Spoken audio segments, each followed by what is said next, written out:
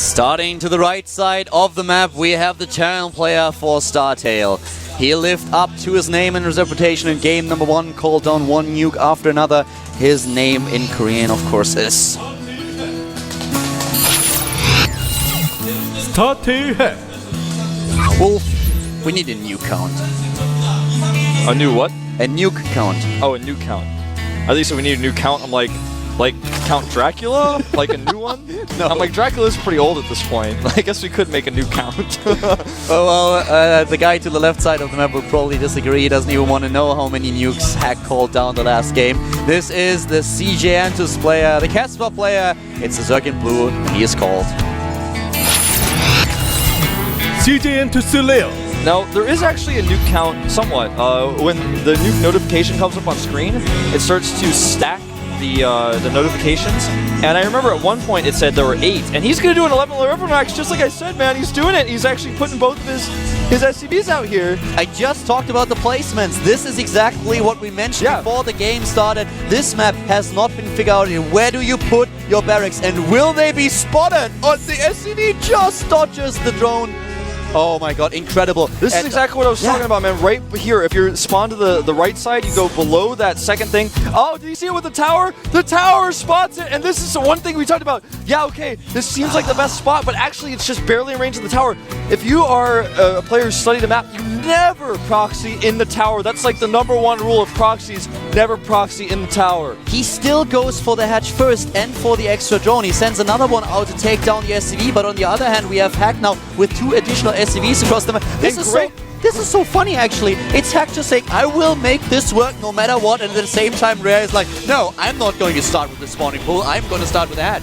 And he's going to kill the drone, actually, with his SCVs here, but the second barracks still has not been completed. The harvester fights are going on here, and this is just incredible. Both of them rallying a lot of drones, of SCVs into the middle of the map in order to make this work. But, well, let's not forget Hack starting with a huge mistake here. Yeah, a huge mistake indeed. He proxied on the watchtower. He starts his first bunker. The drones are coming down.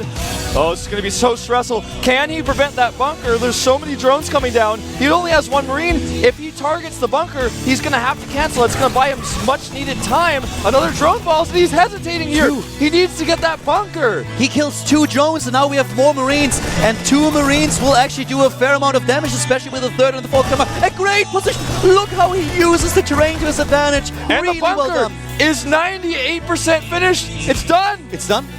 It's done. And he's in. He is in the bunker. There's no spine crawler. He should start a second one as soon as possible. He's got the resources now. I expect he'll start it. He wants to build 2 more Marines, it looks like. He goes for extra Marines. He doesn't start the second bunker just yet. The he's got so many SCVs that I feel like he's decided that he doesn't actually need the bunker. He's going to go for drones. Yeah. 1, 2. He's killed so many already. He's taken down 6 drones over the course of the game. Can he actually break this? There's so many SCVs to repair. I don't think he can. I don't think he can kill the bunker right now. Look at how many drones actually die. He's repairing right now. GG! What a weird game. Hack with a huge mistake early on, building those 2 barracks in the range of the watchtower, and then Rare, he sees it, he sends out another drone, builds his hatch for it nonetheless, because he says, I will take down your harvester, you will fail with this push. Hack, on the other hand, pulling the SCVs immediately, and he's like, I will go through this no matter what, and he did. Yeah, and he pulled an SCV earlier on for the first bunker, and then he ended up using that SCV to finish the barracks, as well as microing his halt control is actually using the halt command to stop building a building and then putting it back on. Oftentimes involves a little bit of chance, but if you actually control it well and the way you approach the barracks, you can micro well against the drone, and he absolutely did. Really, really well executed here by Hack. He repaired his own SCVs, he switched with the SCVs that were building in order to make this happen, and then this weird, well, not really weird, but this really interesting move that he made, where he moved those Marines into the corner to make sure that those drones could not surround him. And that was basically when Rare realized, well, I can't kill these units. I have to fall back. At this point, he still started to save some of his drones, but they were already down to the red. And Hack, when he moved in, he saw them and he immediately focused them, killed so many harvesters already that Red just decided, okay, this isn't worth it. I can't make this work at all. There's no chance I'm going to win this game. I have to GG. And what a cool decision-making choice, too. On on a map of this size actually go for the proxy barracks again, 11-11. Yeah. That was a pretty beefy like choice that you have to make sometimes. Do I want to do this? I'm up a game.